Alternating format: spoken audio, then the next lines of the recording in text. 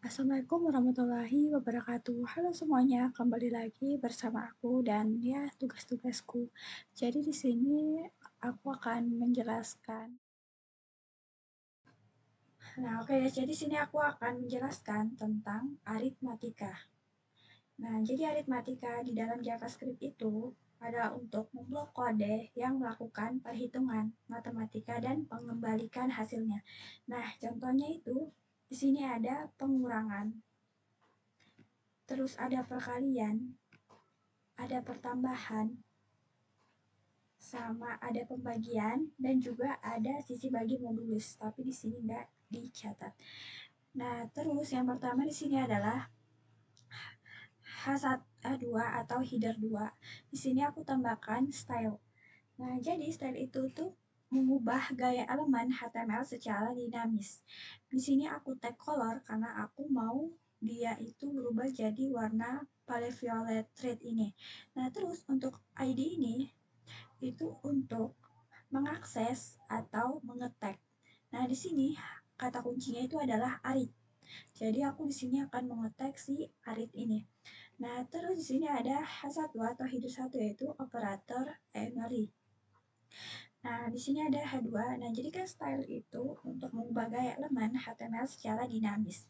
Di sini ada color sama aku mau ubah warnanya jadi brown. Nah, jadi si ID ini tadi itu untuk mengakses si binary ini itu kata kunci, sama seperti si arit ini itu kata kunci. Nah, terus di sini itu ada mendeklarasikan dua variabel dengan nilai numerik.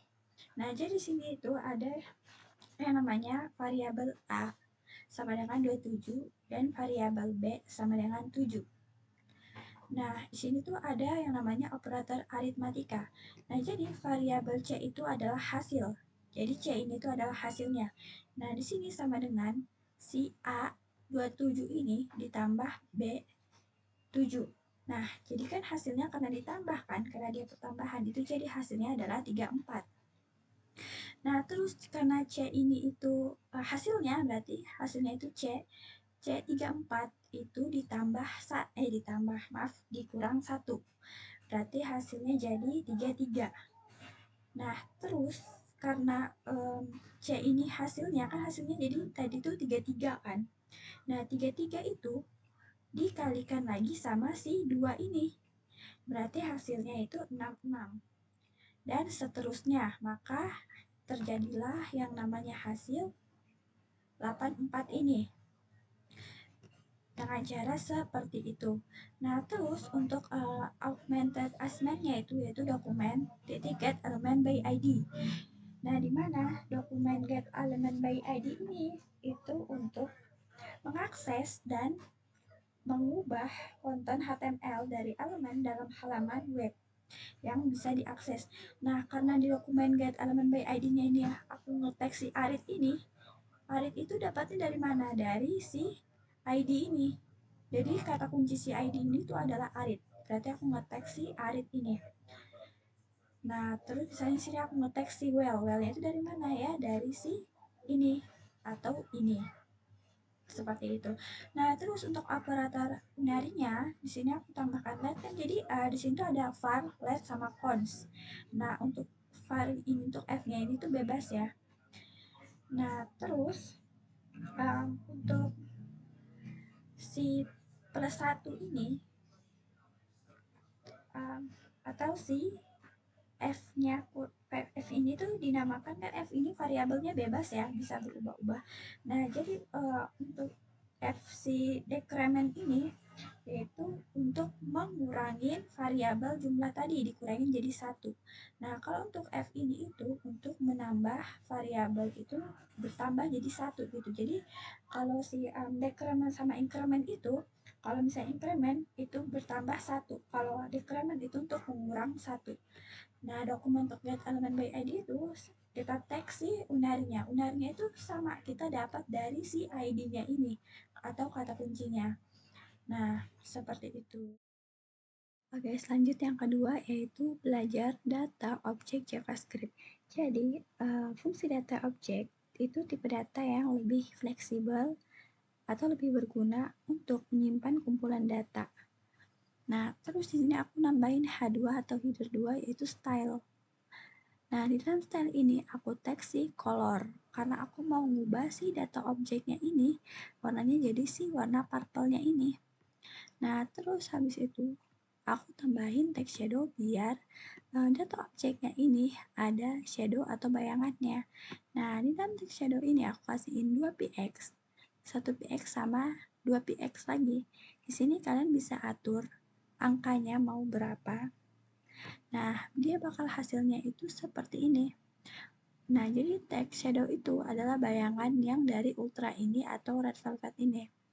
Dia lebih bayangan. Nah, terus kenapa warnanya bisa warna seperti ini? Jadi di sini aku nge-tag si warna palette violet red ini. Jadi untuk text shadow-nya bakal warnanya seperti itu. Nah, terus di sini aku tambahin si ID. ID itu kan untuk mengakses ya. Di sini aku tambahin merek, rasa, ukuran, harga, sama deskripsi. Nah, tapi sebelum itu kalian buat dulu data objek .js ini. Baru kita bikin script CRC-nya itu data objek .js yang barusan kita buat ini. Biar bisa diakses. Nah, langsung ke data objek .js ini. Nah, di sini aku tambahin let biar dia lebih fleksibel. Di sini aku tambahin nama karena aku mau buat nama si Ultra Red Velvet ini. Nah, terus di sini aku tambahin const-nya itu susu. Const-nya itu susu. Di sini aku tambahin si merek, rasa, ukuran, harga, sama deskripsi. Nah, itu dari mana? Dari si data objek ID ini. Nah, terus lanjut. Nah, di sini untuk mereknya aku kasih merek Ultra, untuk rasa aku kasih Red Velvet. Nah, untuk ukuran aku kasih 300 ml, harga 7.000. Untuk deskripsi, di sini aku tambahin return this merek. Merek itu dari sini. Mereknya itu dari sini. Nah, terus aku tambahin plus kutip 2 yang enak itu rasa plus lagi sama rasa. Jadi kan mereknya itu Ultra.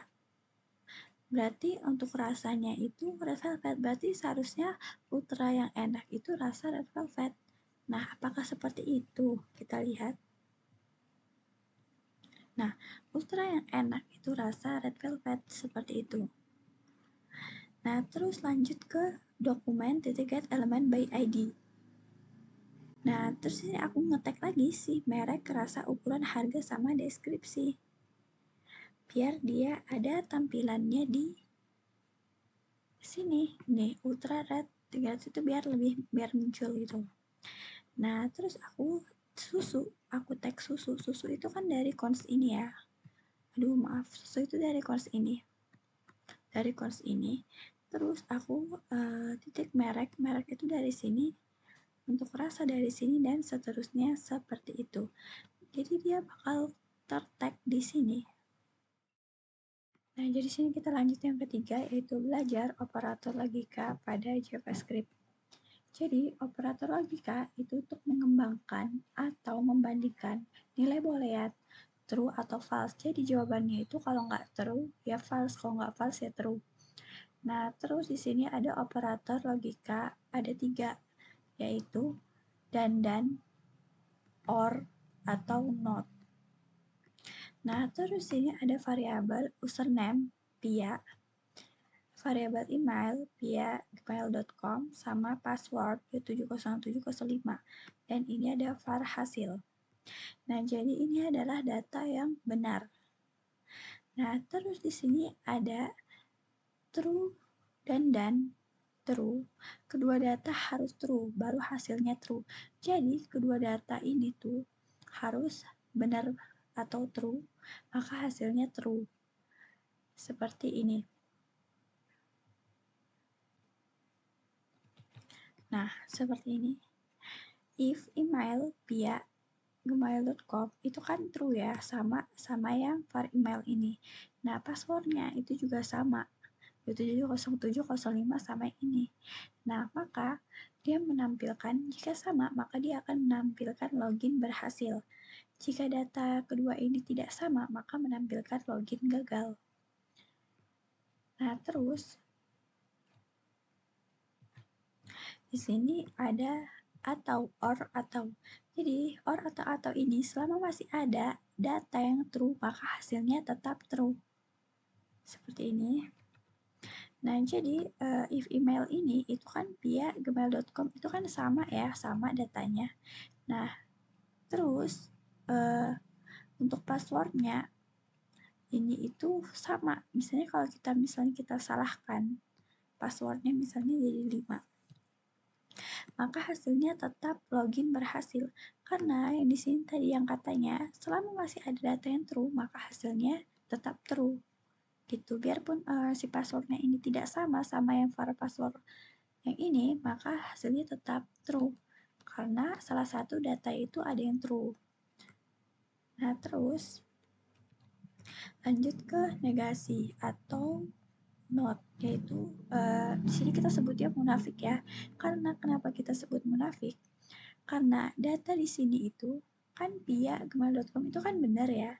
Nah, terus passwordnya juga misalnya kita benar gitu, misalnya passwordnya juga benar sama. Nah, maka yang ditampilkan itu login gagal karena dia kebalikannya. Nah, jika via misalnya ini via itu i-nya 2. Nah, ini kan nggak sama ya. Yang seharusnya jadi false, maka dia jadi true gitu. Nah, jadi karena ini si dia tuh munafik, jadi maka loginnya itu berhasil karena dia kebalikannya gitu. Nah, terus ini dokumen get element by ID kita ketik logika gitu. Logikanya dari mana? Dari si ID-nya ini. Kita kan udah menjelaskan ya yang di Arithmetica database ya, kita udah menjelaskan itu. Seperti itu. Nah, maka untuk hasilnya itu login gagal. Seperti itu. Karena apa? Kenapa login gagal? Karena kan dia ini munafik ya. Kan ini pihak benar, passwordnya juga benar.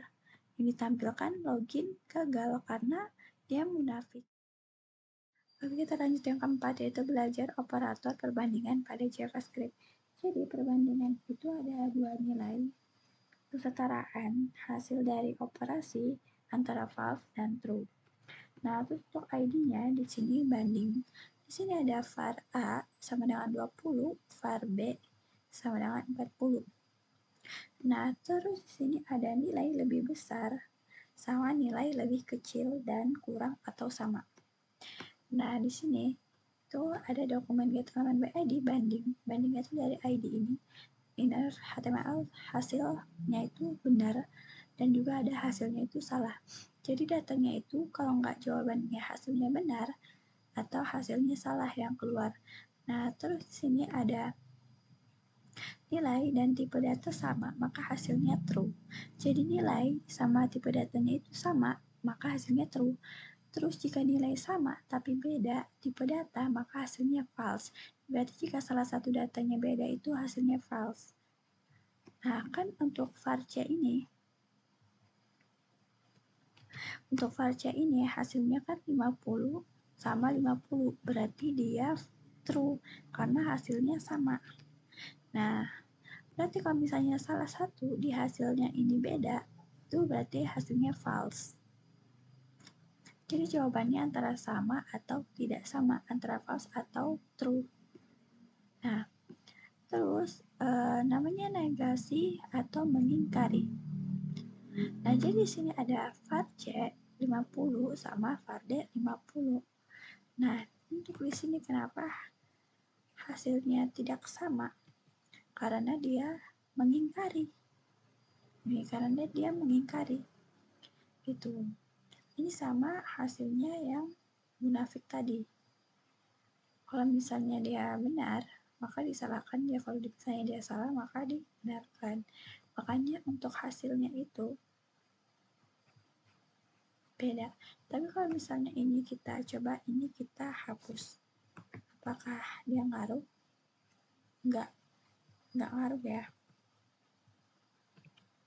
Seperti itu. Berarti kalau misalnya ini kita coba kita ubah jadi 90, apakah dia ngaruh? Sama. Nah, berarti ini ada mengingkari gitu. Oke, selanjutnya yang kelima yaitu belajar percabangan pada JavaScript. Jadi cara untuk memilih apa yang harus dilakukan pada saat kondisi tertentu. Jadi di sini ada percabangan, branching adalah salah satu bentuk kontrol program berguna untuk mengatur alur jalannya program sesuai dengan suatu kondisi yang terpenuhi. Nah, di sini ada 6 macam percabangan di JS. Yang pertama itu ada if, kalau ada satu kondisi. Nah, terus yang kedua ada if else, yaitu ketika ada dua kondisi. Yang ketiga, if else if, itu ketika kondisinya lebih dari dua. Nah, yang keempat ada switch case, bentuk lagi dari if else if, biasa banyak kondisi juga, tapi bentuknya beda.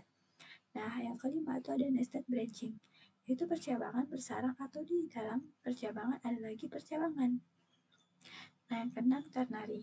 Konsep lain dari if else juga punya dua kondisi, benar atau salah. Nah, di sini ada H1 percabangan if untuk ID-nya if. Nah, di sini ada percabangan if else untuk ID-nya if else. Di sini ada percabangan if else if itu untuk ID-nya if else if. Di sini H1 itu percabangan switch case untuk ID-nya switch. Nah, terus sini ada satu percabangan nested branching. Nah, di sini ada label, misalnya label formnya itu email. Aduh, di sini ada untuk label formnya itu email. Nah, terus untuk input type-nya itu berupa email. Nah, di sini ada lagi label formnya itu password. Nah, untuk input datanya itu atau type itu password. Nah, terus di sini button on click masuk.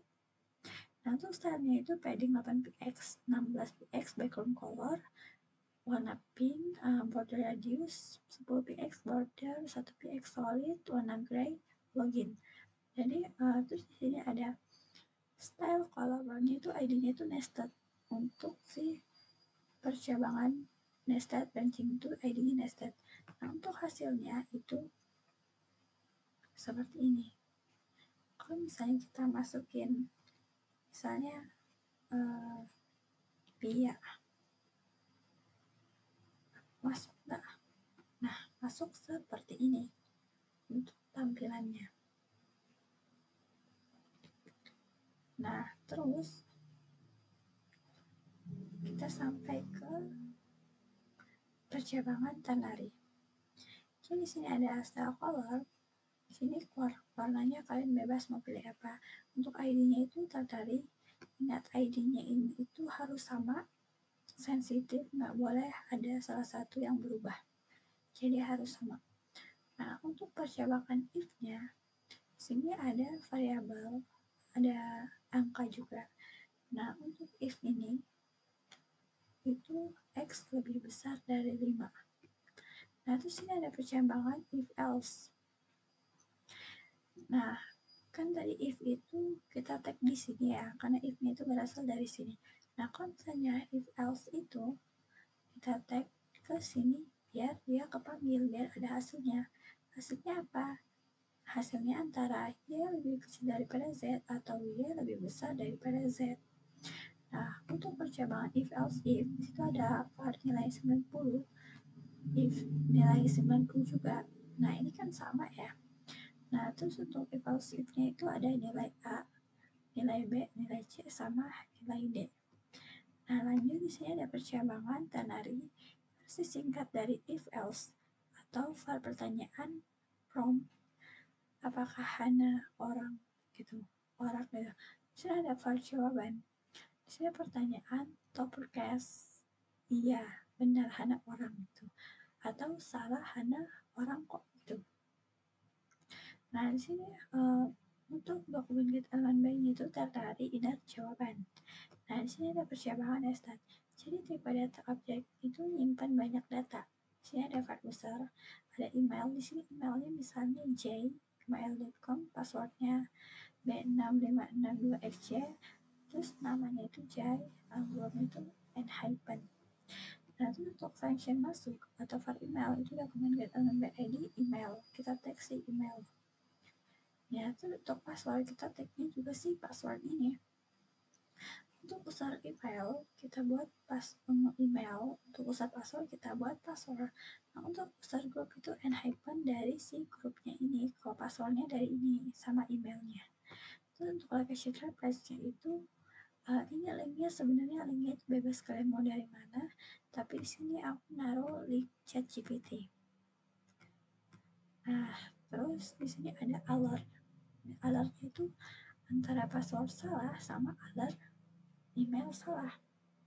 Jadi alert itu untuk salah ya, misalnya kalau misalnya password salah atau email salah, itu misalnya atau nama yang dimasukkan salah seperti itu. Nah, terus di sini ada percabangan switch case. Nilai from, masukkan nilai Anda untuk yang sama seperti tadi. Nih, masukkan nilai Anda. Misalnya aku masukkan di sini itu 27 gitu. Oke. Nah, dia akan menampilkan hasil seperti ini. Gitu. Ketika misalnya aku ketik misalnya emailnya Jai, terus passwordnya yang tadi berapa, kita salin dulu passwordnya ini karena kebetulan nggak hafal. Jadi kita copy, kita masukin ke input si passwordnya ini. Nah, kita login. Nah, dia akan ambil ke ChatGPT. Karena aku masukin linknya itu ChatGPT gitu. Nah, terus kalau misalnya salah, misalnya kita masukin namanya di sini J, kan namanya sama ya, nama email sama, tapi misalnya passwordnya itu aku ketik sembarang asal kita login. Nah, dia bakal keluar input password salah seperti itu. Ini untuk percobaan nested branching. Nah, terus lanjut ke mana tadi? Ke sini ya. Masukkan nilai Anda. Nah, cara pertama di sini ada switch true atau benar untuk case nilainya, misalnya 90 untuk hasilnya A. Dokumen get element by ID switch ini kita tag. Nah, terus ada indirect, yaitu hasil, karena kita mengeluarkan inputnya itu hasil, berupa hasil. Nah, terus untuk di sini ada break untuk case nilainya itu misalnya 80, hasilnya itu B, dan seterusnya seperti itu. Dan untuk hasilnya itu seperti ini guys. Saya masukin sembarang aja, dia bakal tetap ngambil. Nah, jadi untuk belajar percabangan JavaScript itu percabangan if x lebih besar dari 5, itu dari percabangan if yang ini. Jadi x itu lebih besar dari 5 yang ini. Nih, x itu lebih besar dari 5. Nah, terus untuk percabangan if else yaitu y lebih kecil dari z.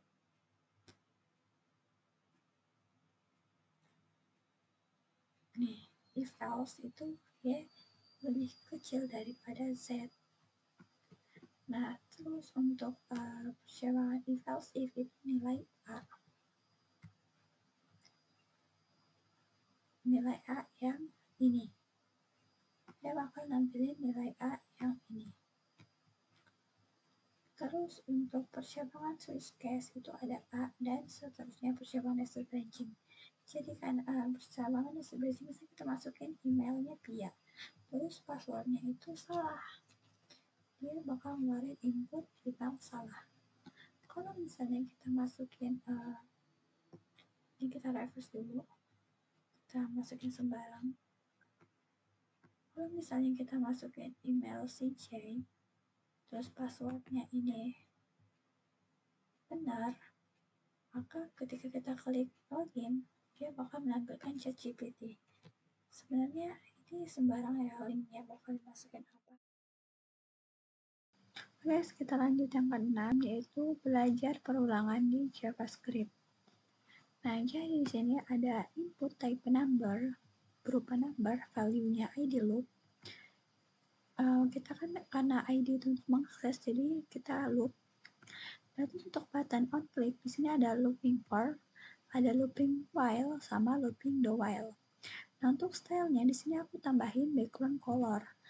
Background colornya itu beda-beda ya warnanya biar lebih bagus aja gitu biar bisa untuk membedakan. Nah untuk nama di sini aku kasih looping for sama looping while sama looping do while. Nah terus di sini aku mau tambahin warna brown untuk si loopingnya ini. Nah terus untuk hasilnya itu hasil si button ini itu seperti ini. Nah jadi ini ada looping for, looping while, sama looping do while. Ini adalah button yang udah kita warnain, udah kita beri background color si buttonnya ini. Nah terus untuk scriptnya itu ada perulangan atau looping. Jadi looping itu perulangan gitu, atau proses perulangan suatu blok pernyataan sejumlah sebanyak yang diinginkan. Ini juga ada 3 perulangan, yaitu for, while, dan do while. Jadi ada 3 perulangan, yaitu for, while, dan do while. Nah untuk perulangan for, kita tambahin function looping for. Di sini ada var angka. Var angka ada dokumen get element by id si loop ini. Loopnya ini itu dari si id ini. Kita tambahin di sini value, terus ada for var i. Sini ada angka 1 sama ada angka apa ya, ini namanya angka increment gitu. Nah terus ini ada kita main console log si ini, supaya ini itu bebas ya, variabelnya itu bebas. Terus ada plus. Di sini kita misalnya ini perulangan for, ini perulangan for. Terus kita main buat elemen BID si loopingnya ini, kita tambah inner. Terus ada angkanya dari mana? Angkanya dari var si var ini. Nah terus sini ya kita tambahin plus, yaitu n hyphen misalnya. Karena kan kalau misalnya untuk si loopingnya ini, kalau ketika kita dipencet bakal muncul si n hyphen. Coba kita coba. Misalnya kita pencetnya itu, nah di sini aku mau menjelaskan. Kalau misalnya angkanya 1, berarti kita masukin ke data kolomnya ini itu di atasnya 1 gitu, nggak boleh kurang. Kalau misalnya dia kurang, misalnya 0, maka untuk looping for-nya ini nggak bakal terinput. Kalau misalnya kan tadi kita masukin 1 ya, berarti kita bisa masukin nilainya itu 6 gitu. Maka ketika kita klik looping for, maka ada si n-6 ini. Kalau misalnya kita klik misalnya 98, maka looping for-nya ini 98 untuk si n-nya ini. Nah, seperti itu. Jadi misalnya kalau kita ubah si satunya ini misalnya 10, maka kita nggak boleh ke input datanya itu di bawahnya 10 gitu. Misalnya 9 gitu. Dia nggak akan muncul, berarti harus di atasnya 10, berarti misalnya 11. Nah, baru muncul 11 n hyphen seperti itu. Nah, terus ini ada perulangan file. Untuk function looping while-nya, kita tag terus ada var angka 2 gitu. Untuk dokumen get element by id, si loop-nya ini, kita masukin si id loop-nya ini. Nah, terus untuk variabel ini itu bebas gitu, mau apa gitu. Nah, terus ini ada angka 1 lagi sama. Misalnya aku masukin 0 aja deh, biar enak gitu. Nah, untuk untuk while-nya itu ada angka konsolnya log, itu saya ini perulangan while gitu. Nah, hasilnya bakal apa? Kita lihat di mana. Misalnya hasilnya itu, misalnya kita masukin 27 deh. Nah, kita klik si looping while-nya ini kan nggak muncul ya, karena kita mau melihat misalnya inspect-nya. Nah, kita lihat di konsolnya ini dia bakal melakukan perulangan selama 27 kali. Jadi kalau misalnya kita buat perulangannya itu selama 100 kali, maka dia membuat perulangannya 100 kali di konsolnya ini gitu. Nah, terus lanjut ke perulangan do while. Nah, jadi sebenarnya ini cara input masukkan datanya itu sama ya. Cuman mungkin ada beberapa data yang berbeda gitu, tapi sama untuk hasilnya itu sama gitu. Nah, terus untuk function looping do while, sini kita tambahin var angka berurut gitu kan, tadi var angka 1, 2, 3 gitu. Untuk dokumen get element by id itu sama ya, kita tambahin value var i 1 gitu. Tapi kita ubah jadi 0 aja deh.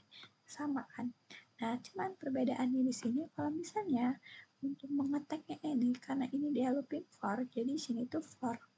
Nah, terus kalau misalnya di sini while, berarti di sini looping, di sini while gitu. Nah, kalau misalnya do, berarti di sini do. Itu cara untuk mengeteknya. Di sini kan sama ya, kita tambahkan console log, terus variabel i-nya, terus misalnya ini perulangan do while.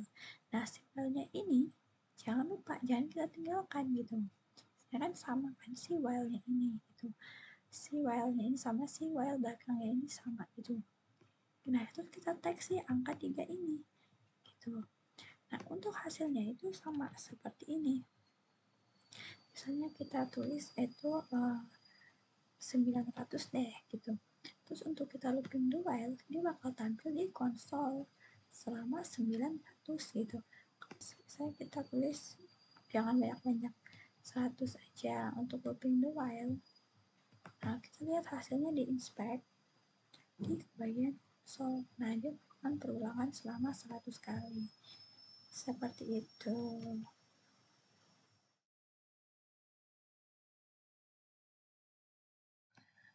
Nah, oke guys, lanjut yang ke-7 atau yang terakhir, yaitu belajar variabel publik dan lokal pada JavaScript.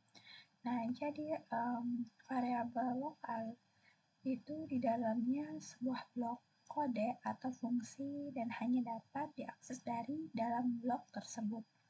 Nah, itu kalau misalnya lokal. Kalau misalnya yang publik, yaitu variabel yang dapat diakses dari mana saja dalam program. Kan namanya publik ya, berarti bebas gitu. Nah, terus di sini nambahin H2A gitu, misalnya A variabel lokal gitu. Nah, terus yang B ini kita tambahin variabel publik gitu. Nah, terus di dalam variabel lokal ini kita tambahin si P, yaitu style. Kita teks si color, tapi kita kan mau nambahin color warna ya. Di sini aku tambahin warna blue violet gitu. Nah, terus jangan lupa kita tambahin si ID ini untuk mengakses si lokal ini. Nah, terus kata kuncinya di sini tuh lokal. Nah, terus kalau misalnya yang bagian B ini, variabel public ini, kita tambahin sama, style juga, colornya itu orange caret, untuk ID-nya itu public gitu. Nah, terus ingat ya, ID yang di dalam ID itu lokal atau public itu nggak boleh datanya itu keubah atau salah satu huruf terubah. Dia harus sama biar bisa keakses. Nah, terus di sini kita tambahin si script. Ada variabel lokal sama variabel public. Nah, di sini ada function, kita masukin ke dalam function gitu.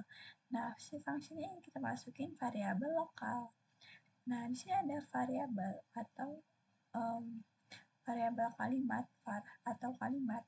Di sini i itu bebas ya. Nah, terus di sini ada dokumen titik get element by id si lokal. Lokalnya itu dari mana? Lokalnya itu dari si id-nya ini. Nah, terus inner HTML-nya itu kalimat. Kalimatnya dari mana? Kalimatnya itu dari si variabelnya ini gitu. Nah, terus karena apa ini i kan kita membuat sih dia itu kalimat ya, variabel gitu, bukannya i gitu. Sebenarnya bebas sih. Nah, terus di sini kita tambahin lagi si function variabel public. Di sini kita masukin teks karena kita mau buat teks gitu. Misalnya di dalam teksnya itu ini adalah variabel public. Nah, terus jangan lupa kita teks si dokumen get element by id ini. Si public ini dapat dari mana? Dapat si id public ini gitu. Nah, untuk inner HTML-nya, teks itu dapat dari mana? Dapat dari si function teksnya ini gitu. Nah, untuk contoh kedua, ini untuk hasilnya kita lihat dulu ya. Nah, ini untuk variabel A. Ini untuk variabel A itu variabel lokal, ada i gitu. Ini coba kita Ctrl Z. Oke. Untuk variabel i, kalau misalnya kita mau ubah kalimatnya, misalnya bisa nggak ya, misalnya ini gitu, apa dia bakal muncul ini gitu. Nah, dia bakal muncul karena dia bentuk variabel kalimat. Misalnya ini pia, apa dia muncul? Nah, dia muncul ini pia. untuk variabel lokal. Misalnya ini variabel lokal apa akan muncul. Nah, jadi seperti ini variabel lokal gitu. Seperti itu. Nah, terus untuk si function B-nya ini, teksnya ini adalah variabel public. Kan muncul ya seperti ini. Nah, ini adalah variabel public gitu. Nah, terus kita ke contoh yang kedua, yaitu const. Kan tadi ada const, let sama var ya, jadi bebas. Nah, di sini kita kasih nama public gitu. Nah, terus misalnya ini var global atau public. Nah, kita sini tambahkan yang namanya function, cetak nama. Nah, kita mau cetak nama yang ini var global atau public itu mau kita cetak gitu. Bakal kita tampilin ke webnya gitu. Nah, di sini kita tambahin select nama lokal. Nama lokalnya ini juga kita mau cetak gitu di bagian cetak ini. Nah, terus kita tambahin lagi function cetak nama lokal gitu. Jadi cetak nama lokal itu yang ini kita mau cetak. Nah, terus kita tambahin dokumen return nama lokal. Nama lokalnya dari si lab-nya ini. Nah, terus untuk return itu cetak nama lokal. Cetak nama lokalnya dari function si cetak nama lokal ini. Nah, terus ini ada cetak lagi. Nah, cetak namanya kan dari ini ya, antara function sama ya, pokoknya dari function inilah. Nah, terus di sini ada sih, kita cetak lagi sih dokumen. Nah, kita cetak si dokumen written public ini sama si lokal ini, itu kita cetak. Karena dia bakal hasilnya itu bakal seperti ini gitu.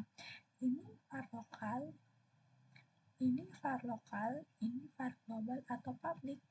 Nah, itu dapat dari mana? Dapat dari sini. Ini var lokal, ini var lokal, global atau public. Kenapa bisa ada? Karena kita cetak gitu. Cetak sih namanya itu. Seperti itu. Nah, kalau misalnya kita ubah bagian misalnya si functionnya ini kita ubah misalnya cetak nama gitu, enggak, ini kita tutup aja, kita komen. Nah, terus untuk dokumen lokalnya ini kita komen juga apa dia. Maaf guys, apa pula kita komen apa dia bakal muncul. Nah, ini var global atau public, cuman just gitu aja. Karena udah kita komen, dia nggak akan muncul nampilin ini var lokal gitu. Kita kembalikan.